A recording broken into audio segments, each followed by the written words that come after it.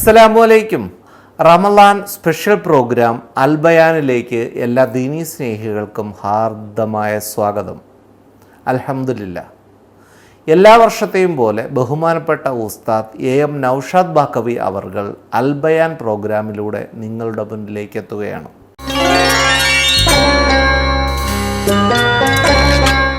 ഈ വർഷം ബഹുമാനപ്പെട്ട ഉസ്താദ് നമുക്കായി പറഞ്ഞു തരുന്നത് ബിലാൽ റളിയല്ലാഹു അൻഹയുടെ ചരിത്രമാണ്. അസ്സലാമു അലൈക്കും വറഹ്മത്തുള്ളാഹി തആല വബറകാതുഹു. അൽഹംദുലില്ലാഹി കഫാ വസ്സലാമുൻ അലാ ഇബാദിഹില്ലദീന ഇസ്തഫാ അമ്മാ ബഅദ്. അശ്ഹദു അല്ലാ ഇലാഹ ഇല്ലല്ലാഹ് അസ്തഗ്ഫിറുല്ലാഹ് അസ്അലുക്കൽ ജന്ന വഅഊദു ബിക മിനന്നാർ.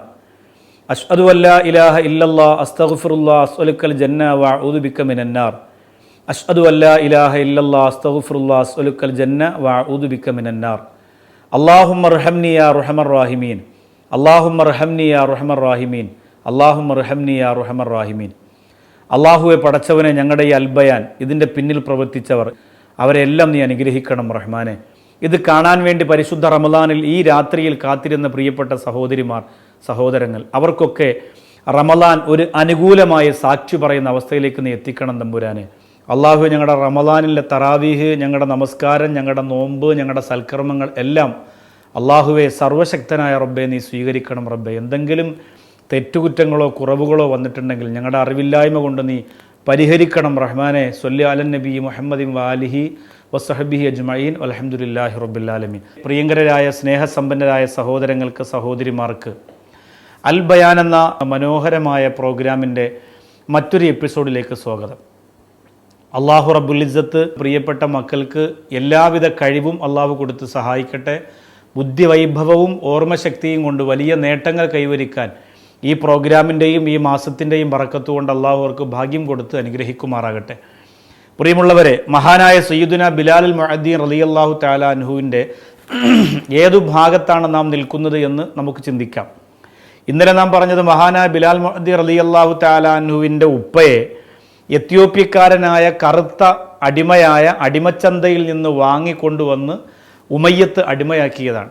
ഹമാമ എന്ന ബിലാൽ റളിയല്ലാഹു തആല അൻഹുവിൻ്റെ ഉമ്മയായ, പിൽക്കാലത്ത് ഉമ്മയായ ആ സ്ത്രീ അവിടെ അടിമ സ്ത്രീയായിരുന്നു. അവരെ വിവാഹം ചെയ്ത് അവരുമായി ഉണ്ടായ ബന്ധത്തിലാണ് ബിലാൽ റളിയല്ലാഹു അൻഹു എന്ന കറുത്ത നിറമുള്ള കുഞ്ഞ് പിറന്നു വീഴുന്നത്. അടിമപ്പാളയത്തിൽ ജനിച്ചത് കൊണ്ട് തന്നെ ആ കുട്ടിയുടെയും ജോലി അടിമ ജോലിയാണ്. ഈ ഉമ്മയ്യത്ത് എന്ന് പറയുന്ന യജമാനൻ്റെ ആടുകളെ, മാടുകളെ, ഒട്ടകങ്ങളെ നോക്കുക, ആ തോട്ടങ്ങളെ പരിചരിക്കുക, ഈ പരിപാടിയാണ് ഉമ്മയ്യത്ത് ബിലാലിനെ ഏൽപ്പിച്ചിരിക്കുന്നത്. ഒരുപാട് കഷ്ടപ്പാടും കണ്ണീരും സങ്കടങ്ങളൊക്കെ ഉണ്ടെങ്കിലും ബിലാൽ റളിയല്ലാഹു അൻഹു എന്ന കുഞ്ഞ് മനുഷ്യൻ അള്ളാഹു കൊടുത്തിരുന്ന ഒരു വലിയ കഴിവാണ് നല്ല ശബ്ദമാധുര്യമായിരുന്നു. ബിലാലിന് നല്ല പാട്ടുപാടാൻ കഴിവുണ്ടായിരുന്നു. അതുകൊണ്ട് തന്നെ ചില സമയങ്ങളിൽ ഒറ്റയ്ക്കിരുന്നു കൊണ്ട് ബിലാൽ കരഞ്ഞുകൊണ്ട് പാടുമായിരുന്നു എന്ന് ചരിത്രങ്ങൾ രേഖപ്പെടുത്താണ്. കറുത്തവനായിരുന്നു, എത്യോപ്യക്കാരനായിരുന്നു, സൗന്ദര്യമില്ലായിരുന്നു, അടിമയായിരുന്നു. എന്നാലും പാടാൻ ഭയങ്കര ഇഷ്ടമായിരുന്നു. അള്ളാഹു നല്ല ശബ്ദവും കൊടുത്തിരുന്നു. പക്ഷേ ഉമയ്യത്ത് എന്താണ് ചെയ്യുക? തൻ്റെ അടിമ പാട്ടുപാടുമെന്നുള്ളത് കൊണ്ട് ഉമയ്യത്ത് എന്താണ് ചെയ്യുക? അവർ ഒരുപാട് സ്ത്രീകളെ കൊട്ടാരത്തിൻ്റെ 4 ഭാഗത്തും കൊണ്ടുവന്ന് അവരെ നൃത്തം ചെയ്യിപ്പിച്ചിട്ട് ബിലാലിനോട് പാടാൻ പറയും. അവർ കള്ളു കുടിച്ചിട്ട് ബിലാലിനോട് പാടാൻ പറയും. ചില ആളുകൾ ഉമയ്യത്തിൻ്റെ മുമ്പിൽ വന്ന് ശരീരത്തിലേക്ക് കള്ള് ഒഴിച്ചു വെച്ചിട്ട് ബിലാലിൻ്റെ പാട്ട് വേണമെന്ന് പറയുമ്പോൾ ബിലാലിനോട് പാടാൻ പറയും. ബിലാലാണെങ്കിലോ ആടിനെയും ഒട്ടകത്തെയും കൊണ്ട് മരുഭൂമിയിലൊക്കെ യാത്ര ചെയ്ത് ക്ഷീണിച്ച് തളർന്നു വന്ന് ഒരല്പം മയങ്ങാൻ വേണ്ടിയിട്ട് ആട്ടിൻ കൂട്ടത്തിനിടയിൽ കിടക്കുമ്പോഴാണ് ഉമയ്യത്ത് പാട്ടുപാടാൻ പറയുക. ഏതെങ്കിലും ഒരു സമയം ഞാൻ പാട്ട് പാടുന്നില്ല, എനിക്കതിന് കഴിയില്ല, നല്ല ക്ഷീണമാണ് എന്ന് പറഞ്ഞാൽ ചാട്ടവാർ ശരീരത്ത് വന്ന് പതിയുകയാണ്. കറുത്ത് മെലിഞ്ഞ പാവപ്പെട്ട ബിലാൽ കണ്ണീരോടുകൂടി പാടുകയാണ് പതിവ്. ഉമയ്യത്ത് അങ്ങനെയാണ്. ഒരു കാരുണ്യവും അടിമയാകുന്ന ബിലാലിനോട് കാണിച്ചില്ല. ഒരിക്കൽ അതീവ സുന്ദരിയായ ഒരു പെൺകുട്ടി ഉമയ്യത്തിൻ്റെ മുമ്പിലേക്ക് വരികയാണ്. ഉമയ്യത്തിൻ്റെ ആഗ്രഹങ്ങൾ നടത്തി കൊടുക്കാൻ ആ പെൺകുട്ടി തയ്യാറാകുമ്പോൾ പെൺകുട്ടി പറയുന്ന ഒരു നിബന്ധന, എനിക്ക് ബിലാലിൻ്റെ പാട്ട് കേൾക്കണം എന്നതായിരുന്നു. ഉമയ്യത്ത് ബിലാലിനെ വിളിച്ചു. അന്ന് ബിലാലിന് വല്ലാതെ ശാരീരികമായ അസ്വസ്ഥങ്ങളും രോഗങ്ങളുമുള്ള സമയമായിരുന്നു. ശരീരം തളർന്ന് ക്ഷീണിച്ച് പാവപ്പെട്ട കറുത്ത ബിലാല് എഴുന്നേറ്റ് നടക്കാൻ പോലും കഴിയാതെ ഇഴഞ്ഞുകൊണ്ട് ഉമയ്യത്തിൻ്റെ മുമ്പിലേക്ക് വന്നു എന്നാണ്. ഉമയ്യത്ത് പറഞ്ഞു, നീ ഇപ്പോൾ പാട്ട് പാടണം. സാധുവായ ബിലാൽ പറഞ്ഞു, എനിക്ക് അസുഖമാണ്, എൻ്റെ തൊണ്ട വയ്യ, എനിക്ക് എഴുന്നേറ്റ് നിൽക്കാൻ കഴിയുന്നില്ല, എനിക്ക് വിശപ്പാണ്. ഇന്ന് പകൽ സമയത്ത് സൂര്യതാപമേറ്റ് മരുഭൂമിയിൽ പലയിടത്തും ഞാൻ തളർന്നു വീണിട്ടുണ്ട്, അതുകൊണ്ട് എനിക്ക് പാടാൻ കഴിയില്ല എന്ന് പറഞ്ഞപ്പോൾ ആ സുന്ദരിയായ പെണ്ണിനെയും പരിചാരകയും നോക്കി നിർത്തിയിട്ട് പാവപ്പെട്ട ബിലാലിനെ ഉപദ്രവിച്ചു ഉമയ്യത്തെന്ന് പറയുന്ന ആ കാടത്തം വരവിച്ചു പോയ മുതലാളി അഥവാ യജമാനൻ. ആ പാവപ്പെട്ട ബിലാൽ കരഞ്ഞുകൊണ്ട് പാട്ടുപാടുകയായിരുന്നു. ഒരിക്കൽ സിറിയയിലേക്ക് കച്ചവടത്തിന് വേണ്ടി കച്ചവട സാധനങ്ങളുമായി പോകുന്നതിനു വേണ്ടി ഉമയ്യത്ത് ഒരു സംഘത്തെ അന്വേഷിച്ചു തൻ്റെ സാധനങ്ങളുമായി. അന്ന് കച്ചവടത്തിന് പോകുന്നത് സിറിയയിലാണ്. ഒരുപാട് കച്ചവട ചരക്കുകൾ കൊണ്ട് ആളുകൾ പോയി. ധാരാളം കച്ചവട സ്ഥാപനങ്ങൾ നിലനിൽക്കുന്ന വലിയ കച്ചവട ചരക്കുകൾ വിറ്റഴിക്കപ്പെടുന്ന ഒരു സ്ഥലമായിരുന്നു സിറിയ. അങ്ങനെ അന്ന് സിറിയയിലേക്ക് കച്ചവടത്തിന് പോകുന്ന കച്ചവടക്കാരോടൊപ്പം ഉമയ്യത്ത് ചോദിച്ചു, ബിലാലെ, നിനക്ക് കൂടി സിറിയയിലേക്ക് കച്ചവടത്തിന് പോകാൻ കഴിയുമോ? നിന്നെ എനിക്ക് നല്ല വിശ്വാസമാണ്, നീ വഞ്ചിക്കുകയില്ല, നീ ചതിക്കുകയില്ല, നീ കറുത്തവനാണെങ്കിലും നല്ലവനാണ് എന്നൊക്കെ മുതലാളി പറഞ്ഞപ്പോൾ ബിലാലിൻ്റെ മനസ്സുകൊണ്ടൊരാഗ്രഹം. കുറേ വർഷങ്ങളായി അടിമപ്പാളയത്തിലെ തൻ്റെ കുടിലും ഈ ആടും മാടും കാഷ്ടവും ഒട്ടകങ്ങളും അതിൻ്റെ ഭക്ഷണങ്ങളും അതിൻ്റെ ഇലകളും മാത്രം കണ്ടുകൊണ്ട് മരുഭൂമിയും മാത്രം കണ്ടുകൊണ്ട് നടക്കുന്ന ബിലാലിന് ഒരാഗ്രഹം. ഒട്ടകപ്പുറത്ത് കയറി ഒട്ടകക്കട്ടിലും സാധനങ്ങളും ചരക്കുകളൊക്കെയായി ദീർഘദൂരം കച്ചവട സംഘത്തിൻ്റെ കൂടെ യാത്ര പോയാൽ, സിറിയ വരെ യാത്ര പോകുമ്പോൾ എനിക്ക് ഒരുപാട് അനുഭവങ്ങൾ ഉണ്ടാകുമല്ലോ, ഒരുപാട് സ്ഥലങ്ങൾ കാണാൻ കഴിയുമല്ലോ, ഞാൻ അടിമയാണ്, ഇതുവരെ പുറം ലോകം കണ്ടിട്ടില്ലല്ലോ.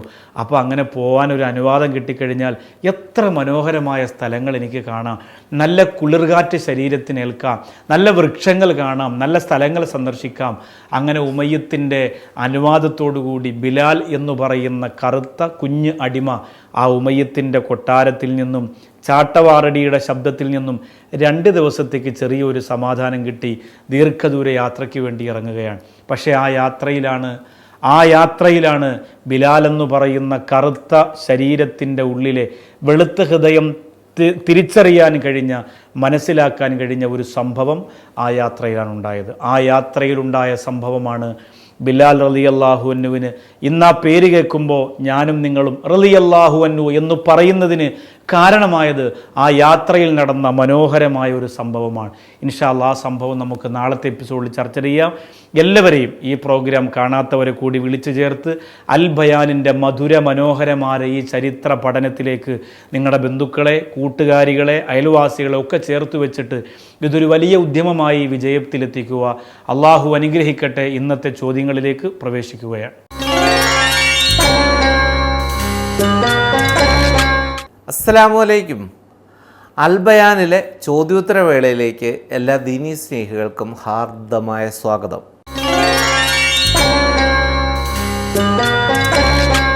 ഞാൻ വുളു എടുത്തു കൊണ്ടിരിക്കെ പെട്ടെന്ന് ചുമ വന്നു. പക്ഷേ വായിലുണ്ടായിരുന്ന അല്പം വെള്ളം അറിയാതെ അകത്തുപോയി. പിന്നീട് എനിക്ക് വലിയ സങ്കടമായി. ഈ കത്ത് എഴുതുന്നവരേക്കും എനിക്ക് ആ വിഷമം മാറിയിട്ടില്ല. എൻ്റെ ആ നോമ്പ് അള്ളാഹു സ്വീകരിച്ചിരിക്കുമോ? വളരെ സങ്കടത്തോടെ ഒരു സഹോദരൻ അയച്ച ലെറ്ററാണ്. മാഹീൻ, പത്തനംതിട്ട നിന്നു. നമ്മൾ വുളു എടുക്കുമ്പോൾ സാധാരണ മാസങ്ങളെക്കാൾ, സാധാരണ ദിവസങ്ങളെക്കാൾ റമളാൻ മാസത്തിൽ വളരെ നമ്മൾ ശ്രദ്ധിക്കേണ്ടതുണ്ട്. റമളാൻ മാസത്തിൽ വളരെ ശ്രദ്ധിക്കണം. കാരണം തുറക്കപ്പെട്ട ദ്വാരങ്ങളിലൂടെ വെള്ളം അകത്തേക്ക് പോയി കഴിഞ്ഞാൽ നമ്മുടെ നോമ്പിനെ ശരിക്കും അത് ബാധിക്കുന്നതാണ്. അപ്പോൾ റമളാൻ മാസം ആകുമ്പോൾ വെറുതെ ഒലുവെടുക്കാൻ ചെന്നിരുന്നിട്ട് ഹൗദിൻ്റെ അടുത്തിരുന്ന് കളിച്ചുകൊണ്ടിരിക്കാൻ പാടില്ല, പൈപ്പിൻ്റെ ചുവട്ടിലിരുന്ന് കളിച്ചുകൊണ്ടിരിക്കാൻ പാടില്ല, വായിൽ വെള്ളം കയറ്റി ചീറ്റുക, മൂക്കിൽ വെള്ളം കയറ്റി കൊപ്പിളിക്കുക എന്നൊക്കെയുള്ള ആ വുളുവിൻ്റെ കർമ്മം നമ്മൾ ചെയ്യുമ്പോൾ അതിങ്ങനെ വെള്ളം വാക്കിയകത്ത് കയറ്റി വിരലിനകത്ത് വെള്ളമെടുത്ത് മൂക്കിനകത്തൊക്കെ കയറ്റി കുറേ സമയം നമ്മൾ വെറുതെ നഷ്ടപ്പെടുത്തി കളയാൻ പാടില്ല. കാരണം അതുകൊണ്ട് നമ്മുടെ നോമ്പ് നമുക്ക് നഷ്ടപ്പെടും. ഒലുവെടുത്തുകൊണ്ടിരിക്കുമ്പോൾ പെട്ടെന്ന് ചുമ വന്നു, അറിയാതെ വന്നതാണ്, നമ്മൾ മനഃപൂർവ്വം ചുമച്ചുണ്ടാക്കിയതാണെങ്കിൽ തീർച്ചയായിട്ടും നമ്മുടെ നോമ്പ് മുറിയുന്നതാണ്. നമ്മളിങ്ങനെ ഒലുവെടുത്ത് വെള്ളം ഇങ്ങനെ അകത്തേക്ക് കയറ്റി ചുമ കളിച്ച് അത് മണ്ടയിൽ കയറി ചുമച്ചതാണ്, എന്നിട്ട് വെള്ളം അകത്തേക്ക് ഇറങ്ങിയതാണെങ്കിൽ ഉറപ്പായിട്ട് നമ്മളെ നോമ്പ് മുറിയുന്നതാണ്. പക്ഷേ ഈ ചോദ്യകർത്താവിന് അങ്ങനെ മനഃപൂർവ്വം സംഭവിച്ചതല്ല. അയാൾ ഒളു എടുത്തുകൊണ്ടിരുന്നപ്പോൾ കുറച്ച് വെള്ളം വാക്കിയകത്ത് വെച്ച സമയത്ത് ചുമ വന്നു. അപ്പോൾ പെട്ടെന്ന് വെള്ളം തുപ്പിക്കളയുന്നതിനിടയിൽ കുറച്ച് വെള്ളം അകത്തേക്ക് പോയാൽ ഒരിക്കലും അയാളുടെ നോമ്പിനെ അത് ബാധിക്കുകയില്ല. പക്ഷേ നോമ്പിനെ ബാധിക്കുന്നത് എപ്പോഴാണ്? നമ്മൾ വെള്ളം കയ്യിൽ വെച്ച് വാക്കിയകത്തേക്ക് വെച്ചു, മൂക്കിനകത്തേക്ക് വെച്ചു, കുറേ നേരം കുലുക്കി, കുറേ നേരം കളിച്ചു, കുറേ സമയം അവിടെ വെച്ചു, വാക്കിയകത്ത് വെള്ളം വെച്ച് എന്തെങ്കിലും ആക്ഷൻ കാണിച്ചുകൊണ്ടിരുന്നു. അങ്ങനെ മനഃപൂർവ്വം നമ്മൾ ചെയ്യുന്ന ചില ക്രിയകൾ കാരണമായിട്ട് നമുക്ക് ചുമയുണ്ടായി, എന്നിട്ട് വെള്ളം അകത്തേക്ക് പോയാൽ തീർച്ചയായിട്ടും അവൻ്റെ നോമ്പ് ബാത്തിലാകുന്നതാണ്. അതുകൊണ്ട് നമ്മൾ ഒളു എടുക്കുമ്പോഴും കുളിക്കുമ്പോഴും റമളാൻ മാസത്തിൽ മറ്റ് കളിയൊക്കെ ഒഴിവാക്കിയിട്ട് വളരെ വൃത്തിയായി പെട്ടെന്ന് തന്നെ ഒരുപാട് സമയം വെള്ളത്തിൽ നിൽക്കാതെ, ഒരുപാട് സമയം വായിലും മൂക്കിലൊന്നും വെള്ളം കയറ്റി വെക്കാതെ പെട്ടെന്ന് നോമ്പുകാരൻ ശ്രദ്ധിക്കേണ്ട രീതിയിൽ ശ്രദ്ധിച്ച് ഒളുവെടുത്ത് മാറിയാൽ അൽഹംദുലില്ലാ റാഹത്താണ്. ഇല്ലെങ്കിൽ ഇതുപോലെയുള്ള സംഭവം നാം മനഃപൂർവ്വം വൈകിക്കുന്നത് കൊണ്ടോ കളിക്കുന്നത് കൊണ്ടോ ആണ് ഈ ചുമയുണ്ടായി വെള്ളം ഇറങ്ങുന്നതെങ്കിൽ നമ്മുടെ നോമ്പ് ബാത്തിലാകും. നമ്മൾ അറിയാതെ യാദൃച്ഛികമായി പെട്ടെന്ന് സംഭവിച്ചതാണെങ്കിൽ ഒരിക്കലും അത് നോമ്പിനെ ബാധിക്കുകയില്ല. എൻ്റെ കണ്ണിന് ചെറിയ കുരുക്കൾ വന്നിട്ട് വലിയ പ്രയാസമാണ്. എന്നും രാവിലെ സുർമയോ തുള്ളിമരുന്നോ ഉപയോഗിക്കേണ്ടി വരും. പക്ഷേ നോമ്പായാൽ ഒരു പേടിയാണ് ഉസ്താദേ, ഞാൻ അങ്ങനെ ചെയ്താൽ എൻ്റെ നോമ്പ് മുറിയുമോ? ഈ ലെറ്റർ അയച്ച് ചോദിച്ചിരിക്കുന്നത് അസീന റാവുത്തറാണ്, പരിയാരത്ത് നിന്ന്. ഈ പേടി എല്ലാ വിഷയത്തിലും എല്ലാ വിശ്വാസികൾക്കും ആവശ്യമാണ്. യഥാർത്ഥത്തിൽ ഇങ്ങനെ കണ്ണിൽ മരുന്ന് വീഴ്ത്തൽ കൊണ്ടോ അല്ലെങ്കിൽ കണ്ണിന് കുരു വന്നിട്ട് കടിയുണ്ടാകുന്നത് കൊണ്ട് സുറുമ ഇടുന്നത് കൊണ്ടോ എന്നും എന്തില്ല, നോമ്പ് മുറിയില്ല. സുറുമ വെറുതെ ഇടുന്നവർ നോമ്പിൻ്റെ പകൽ സമയത്ത് ഇടുന്നതിനേക്കാൾ നല്ലത് രാത്രിയാണ് എന്ന് ഫിഖ്ഹി ഉലമാക്കൾ പറഞ്ഞിട്ടുണ്ട് എന്ന് മാത്രമേ ഉള്ളൂ. പക്ഷേ ഇതുകൊണ്ട് നോമ്പ് മുറിയില്ല. പക്ഷേ ഇവിടെ പറഞ്ഞ ചോദ്യകർത്താവ് പറഞ്ഞൊരു കാര്യം, എനിക്കത് പേടിയുണ്ട്. ഈ പേടി ഒരു വിശ്വാസിക്ക് അവൻ്റെ നോമ്പിൻ്റെ എല്ലാ മേഖലകളിലും ഉണ്ടായിരുന്നാൽ മാത്രം തന്നെ ആ നോമ്പ് അള്ളാഹു സ്വീകരിക്കും. ആ പേടി ഉണ്ടായിരുന്നാൽ മതി. അള്ളാഹു ഞാൻ അങ്ങനെ ചെയ്താൽ എൻ്റെ നോമ്പ് മുറിയോ, ഞാൻ ഇങ്ങനെ ചെയ്താൽ എൻ്റെ നോമ്പ് നഷ്ടപ്പെട്ടു പോവോ, ഞാൻ വളരെ ശ്രദ്ധിക്കേണ്ടതാണല്ലോ. അങ്ങനെ ആ പേടി റമളാനിൽ നോമ്പുകാരനായിരിക്കുന്ന ഒരു മനുഷ്യൻ്റെ A-to-Z ആ ഭയമുണ്ടായിരുന്നാൽ തീർച്ചയായിട്ടും അവൻ്റെ നോമ്പിന് യാതൊരുവിധ കേടുപാടും സംഭവിക്കില്ല. ഇപ്പോൾ ഈ ഒരു ചോദ്യം, കണ്ണിൽ മരുന്നിട്ടൽ വിറ്റ് വീഴ്ത്തൽ കൊണ്ടോ സുറുമയിടൽ കൊണ്ടോ നോമ്പ് മുറിയുമോ എന്നാണ്. പക്ഷേ അവർക്ക് സഹിക്കാൻ പറ്റുന്നില്ല, അവരുടെ കണ്ണിൻ്റെ ചൊറിച്ചിലും കടിയും. പക്ഷേ എന്നാൽ പോലും അവരെന്ത് ചെയ്യുന്നു, ആ പേടി അവരുടെ ഉള്ളിലുള്ളത് കൊണ്ട് അവർ ചോദിച്ചതാണ്. തീർച്ചയായിട്ടും അങ്ങനെ ചെയ്യുന്നത് കൊണ്ട് നോമ്പ് ബാത്തിലാവുകയില്ല. എന്നാലും എല്ലാ വിഷയത്തിലും ഈ ഭക്തിയോടുകൂടി, ഈ പേടിയോടുകൂടിയുള്ള സമീപനം ഒരു വിശ്വാസിയെ സംബന്ധിച്ചിടത്തോളം അവൻ്റെ അമലുകൾ സ്വീകരിക്കുന്നതിന് ഒരു കാരണമാണ്. ഉച്ചയ്ക്ക് കിടന്നുറങ്ങിയപ്പോൾ ചെവിയിൽ ഒരു പ്രാണി കടന്നു. അത് ഇറങ്ങി വരാൻ വേണ്ടി ചെവിയിൽ വെള്ളമൊഴിച്ചു, ഇറങ്ങി വരികയും ചെയ്തു. പക്ഷേ എല്ലാവരും പറയുന്നു എൻ്റെ നോമ്പ് നഷ്ടപ്പെട്ടു എന്ന്. ഇനി എന്താണ് ചെയ്യുക? ഈ ലെറ്റർ അയച്ച് ചോദിച്ചിരിക്കുന്നത് ബഷീർ ഹാജിയാണ്, തളിപ്പറമ്പ്. നമ്മൾ അറിയാതെ മനഃപൂർവ്വമല്ലാതെ ഒരു പ്രാണി അകത്തേക്ക് കയറിപ്പോയി കഴിഞ്ഞാൽ നമ്മുടെ നോമ്പ് ബാത്തിലാവുകയില്ല. നമ്മൾ മനഃപൂർവ്വം അതിനെ ഒന്നും ചെയ്തതല്ല, അത് ഓട്ടോമാറ്റിക്കലി അകത്തേക്ക് ആ ദ്വാരത്തിലൂടെ അകത്തേക്ക് കടന്നു പോയതാണ്.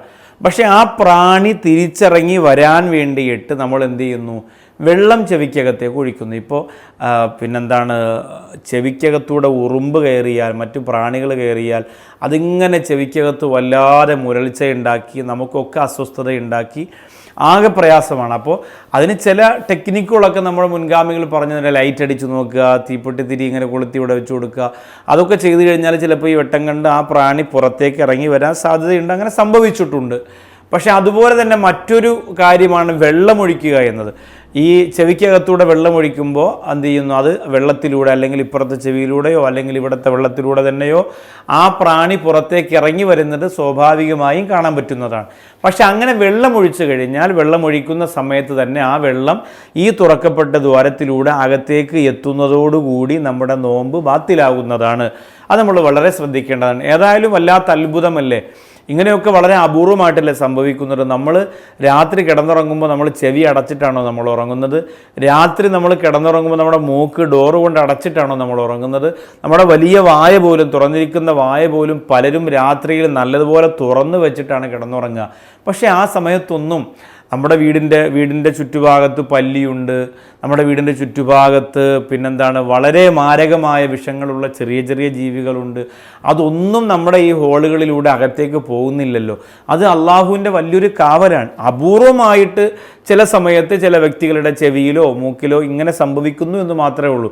അത് നിരന്തരം സംഭവിക്കണമെങ്കിൽ എല്ലാ ദിവസവും എല്ലാ വീട്ടിൽ കിടക്കുന്ന എല്ലാവരുടെ ചെവിയിലും മൂക്കിലും ഒക്കെ ഇത് കിടക്കണം. പക്ഷേ ഏതായാലും അപൂർവമായിട്ട് അങ്ങനെ സംഭവിക്കുന്നത് എന്തിനാണ്? നമ്മൾ അള്ളാഹു തന്ന നിഅമത്തുകളെ കുറിച്ച് ഓർക്കാനും പഠിക്കാനും മനസ്സിലാക്കാനുമാണ്. നമ്മൾ ആലോചിച്ച് നോക്കണം. അൽഹംദുലില്ലാ, എത്ര അൽഹംദുലില്ലാ പറഞ്ഞാലും മതിയാവൂല. അപ്പോൾ ഏതായാലും ഈ അകത്തേക്ക് പോയ പ്രാണിയെ പുറത്തു വരുത്തുന്നതിന് വേണ്ടി നമ്മൾ വെള്ളം ചെവിക്കകത്ത് ഒഴിച്ചാൽ തീർച്ചയായിട്ടും നമ്മുടെ നോമ്പ് മുറിയുന്നതാണ്. അത്തരം കാര്യങ്ങൾ വരാതെ അല്ലാത്ത തരത്തിൽ അത് പുറത്തേക്ക് പോകാനുള്ള സംവിധാനങ്ങളാണ് ചെയ്യേണ്ടത്. ഏതായാലും റമളാനുമായി ബന്ധപ്പെട്ട് അത്തരം അസ്വസ്ഥതകൾ അള്ളാഹു നമുക്ക് തരാതെ പടച്ചോ നമ്മുടെ നോമ്പിനെ പരിശുദ്ധവും പരിപൂർണവുമാക്കി തന്ന് അനുഗ്രഹിക്കുമാറാകട്ടെ.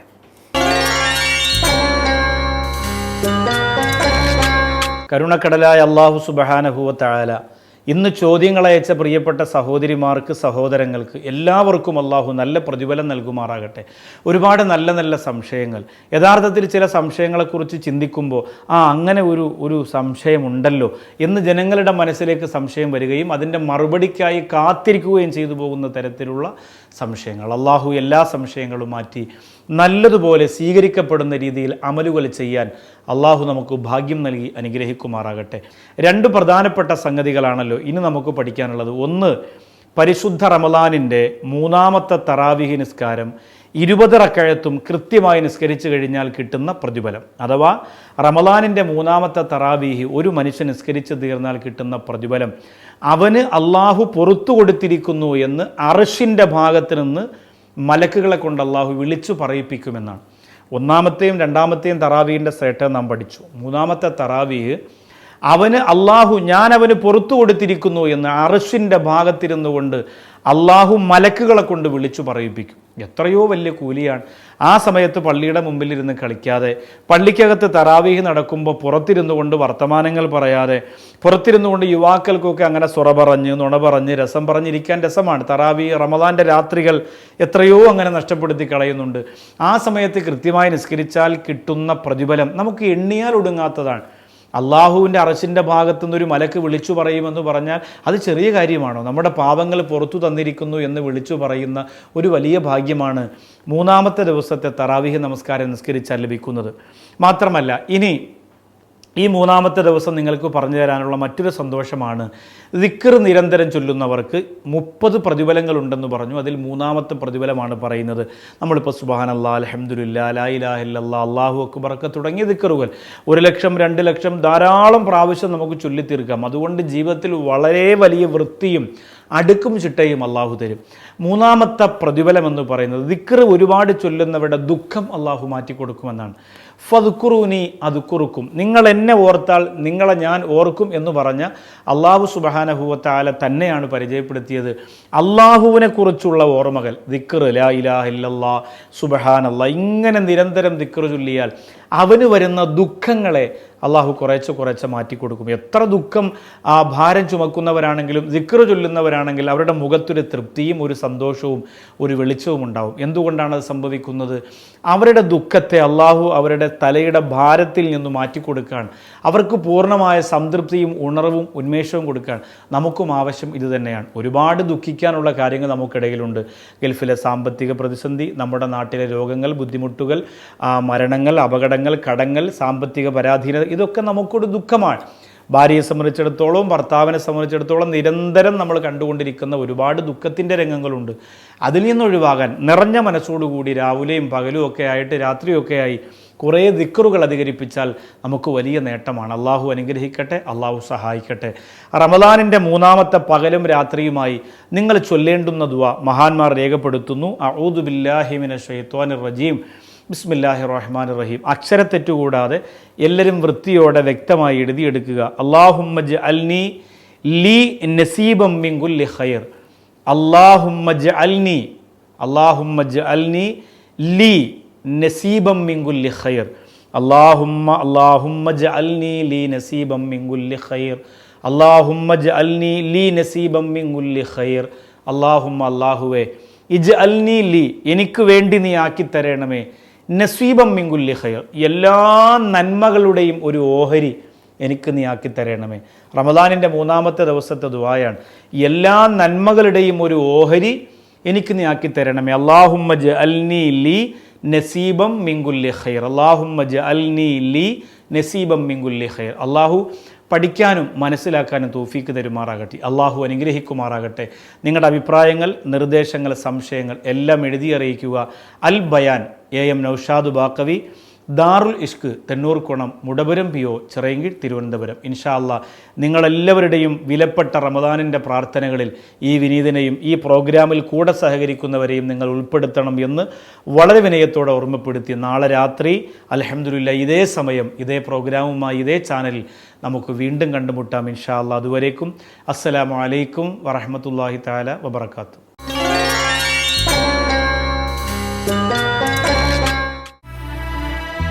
വിരുമൊരു സമ